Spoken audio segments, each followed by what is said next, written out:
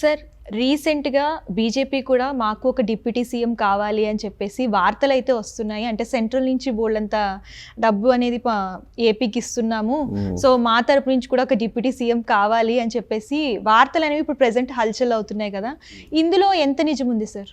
అంటే నిజము అబద్ధము లేకపోతే నిజాలు అనేవి పక్కన పెడితే వాళ్ళ కోరిక కూడా సమంజసమేగా. సో ఇప్పుడు నారా లోకేష్ గారికి డిప్యూటీ సీఎం ఇవ్వాలి అన్నప్పుడు మరి బీజేపీ కూడా ఒక డిప్యూటీ సీఎం ఇస్తే సరిపోద్దిగా. వాళ్ళు కూడా ఈ రాష్ట్రంలో ఎన్నికలు సజావుగా జరిగినాయి అంటే బీజేపీ కారణం. బీజేపీ ఈ కూటమిలో ఉన్నందువల్లనే ఇంత పెద్ద స్థాయి విజయం వచ్చింది. బీజేపీ వాళ్ళు కూడా విజయం సాధించారు, ఒక 3 ఎంపీలుగా వాళ్ళు గెలిచారు. సో ఇవన్నీ ఉన్న నేపథ్యంలో రాష్ట్రానికి నిధులు ఎప్పుడు అడిగితే కాదనకుండా ఇస్తున్నారు. అటువంటిప్పుడు వాళ్ళకు కూడా ఒక ఉప ముఖ్యమంత్రి ఇస్తే ఏమవుద్ది? తెలుగుదేశం పార్టీ నుంచి ముఖ్యమంత్రి ఉన్నారు, జనసేన పార్టీ నుంచి ఉప ముఖ్యమంత్రి ఉన్నారు, మళ్ళీ తెలుగుదేశం పార్టీ నుంచి మరొక ఉప ముఖ్యమంత్రి వచ్చినప్పుడు మరి బీజేపీ నుంచి మరొక ఉప ముఖ్యమంత్రి వస్తే తప్పేంటి? ఇది లాజికల్లీ మనం తప్పబడ్డానికి లేదు. So at the same time ఈ రకంగా మనం ఉప ముఖ్యమంత్రులను ఇచ్చుకుంటూ పోతే ఉప ముఖ్యమంత్రి పదవికి విలువ ఉంటుందా అనేది నెక్స్ట్ క్వశ్చన్. గతంలో జగన్మోహన్ రెడ్డి గారు 5గురికి ఉప ముఖ్యమంత్రులు ఇచ్చారు. మరి 5గురికి ఉప ముఖ్యమంత్రులు ఇచ్చినప్పుడు మనమే నవ్వాం కదా, ఇదేంటి 5గురికి ఉప ముఖ్యమంత్రి పదవులు ఇవ్వటం, అసలు ఉప ముఖ్యమంత్రి పదవి అనేదే 6,000 లాంటిది. సో 6,000 అంటే మనకు ఉపయోగం లేనిది, పేరుకే ఒక 1,000, దానివల్ల ఉపయోగం ఏం లేదు. అట్లా ఉప ముఖ్యమంత్రి వల్ల కూడా ఉపయోగం ఏం లేదు కదా. సో అలాంటప్పుడు 5గురికి ఉప ముఖ్యమంత్రి పదవులు ఇవ్వటం ఏంటి జగను అని చెప్పి మనం నవ్వాము, కామెడీ చేసుకున్నాం. పోనీ 5గురు ఉప ముఖ్యమంత్రి పేర్లు చెప్పండి అయ్యా అంటే ఎవరైనా టక్మని చెప్పగలుగుతారా ఈ రాష్ట్రంలో? ఎవరు చెప్పలేరు. అసలు వాళ్ళకి తెలుసా వాళ్ళు ఉప ముఖ్యమంత్రులని, ఉప ముఖ్యమంత్రి బాధ్యతలు తీసుకున్న వాళ్ళకైనా అయ్యా నేను ఉప ముఖ్యమంత్రి కదా అని ఎప్పుడైనా గుర్తొస్తుందా? బహుశా లెటర్ హెడ్ చూసినప్పుడైనా గుర్తొస్తుందేమో, సో లేకపోతే నేమ్ ప్లేట్ చేసినప్పుడు గుర్తొస్తుందేమో. సో అట్లా ఉప ముఖ్యమంత్రి పదవులు 5గురికి ఇచ్చినప్పుడు హేళన చేసిన మనము ఇవాళ మళ్ళీ 2, 3, 4, 5 మళ్ళీ ఉప ముఖ్యమంత్రులు చేయటంలో అర్థం ఏంటి? వాళ్ళు అలా పిచ్చి చేష్టలు చేశారనే కదా వాళ్ళని తీసి పక్కన పెట్టి మనల్ని తీసుకున్నది. ఇవాళ పవన్ కళ్యాణ్ గారు ఉప ముఖ్యమంత్రి అన్నారు, బాగుంది. ముఖ్యమంత్రి ఉప ముఖ్యమంత్రి ఎనఫ్, బాగుంది. మరి లోకేష్ గారిని ఉప ముఖ్యమంత్రి అంటాము. మళ్ళీ బీజేపీలు మాకు వద్దా, మాకు కావాలంటారు, వాళ్ళకు కూడా ఇస్తాము.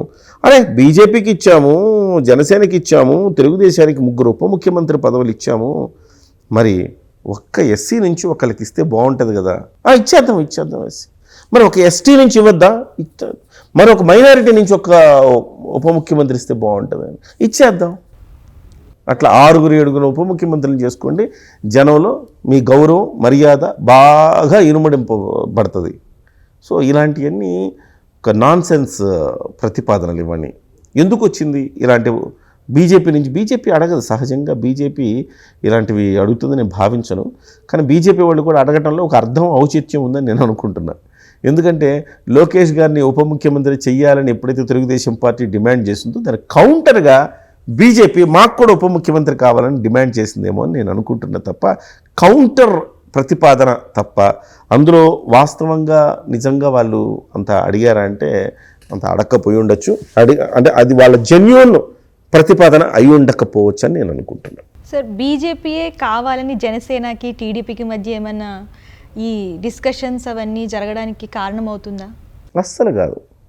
నిజంగా చెప్పాలంటే బీజేపీ ప్యాచప్ చేసే పనిలోనే ఉందనుకుంటున్నాను ఇప్పటికి కూడా.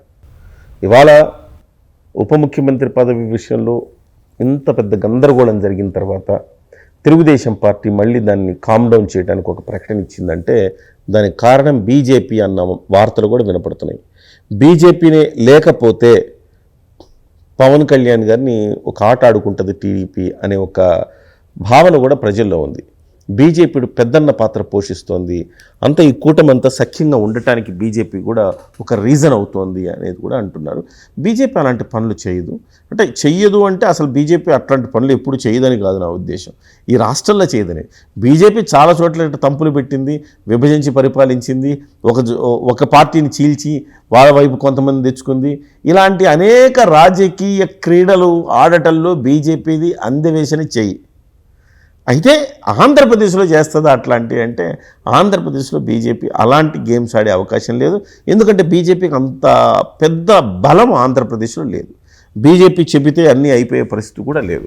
కాబట్టి బీజేపీ పాత్ర నామమాత్రమని నేను అనుకుంటున్నాను. బట్ ఎంతో కొంత ప్యాచప్ చేయడానికి మాత్రమే బీజేపీ ప్రయత్నం చేస్తుంది అనుకుంటున్నాను. ఎందుకంటే ఒకవైపేమో రాజకీయాల్లో కొత్తగా వచ్చిన నాయకుడు పవన్ కళ్యాణ్ గారు రాజకీయాల్లో స్వచ్ఛమైన రాజకీయాలు చేయాలి అన్న ఉద్దేశంతో కొత్తగా రాజకీయాల్లోకి వచ్చిన నాయకుడు, కొత్తగా ఎమ్మెల్యేగా అయిన వ్యక్తి, కొత్తగా మంత్రి పదవి తీసుకున్న వ్యక్తి, 21 సాధించి దేశంలోని 100% స్ట్రైక్ రేట్తో వచ్చిన వ్యక్తి, ప్రజల్లో ఒక రకమైన ఇమేజ్ ఉంది ఆయనకి నిజాయితీపరుడుగా.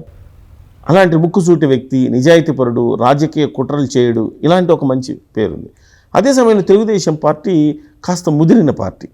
సో తెలుగుదేశం లేకపోతే వైసీపీ ఇలాంటి ట్రెడిషనల్ పార్టీలు, ట్రెడిషనల్ రాజకీయాలు, రాజకీయ కుట్రలు వీళ్ళకి అలవాటు ఉంటాయి. సో ఈ టైంలో పవన్ కళ్యాణ్ అనే వ్యక్తిని కాపాడుకోవాలి అని బీజేపీ భావిస్తుంది, అందులో డౌటే లేదు. పవన్ కళ్యాణ్ అనే వ్యక్తిని మనం కాపాడుకోవాలి, కాపాడుకుంటే భవిష్యత్తులో బీజేపీకి ఈ వ్యక్తే బలమవుతాడు. రాష్ట్రంలోనే కాదు, కేంద్రంలో కూడా పవన్ కళ్యాణ్ వ్యక్తి బలమవుతాడు. రేపు ఢిల్లీ ఎన్నికలు వస్తున్నాయి. ఢిల్లీ ఎన్నికల్లో తెలుగువారిని ఆకట్టుకోవాలంటే ఎవరు రావాలి? ఖచ్చితంగా పవన్ కళ్యాణ్ రావాలి. అలాగే రేపు ఉత్తరప్రదేశ్ ఎన్నికలు జరుగుతాయి, అక్కడికి రావాలి. తమిళనాడు ఎన్నికలు జరుగుతాయి, అక్కడికి పవన్ కళ్యాణ్ రావాలి. కర్ణాటక ఎన్నికలు, అక్కడికి పవన్ కళ్యాణ్ రావాలి. సో పవన్ కళ్యాణ్ అనే వ్యక్తి కేవలం ఈ రాష్ట్రానికి సంబంధించిన పరిమితమైన వ్యక్తిగా బీజేపీ చూడట్లేదు, ఖచ్చితంగా ఈ దేశానికి సంబంధించిన వ్యక్తిగా చూస్తోంది.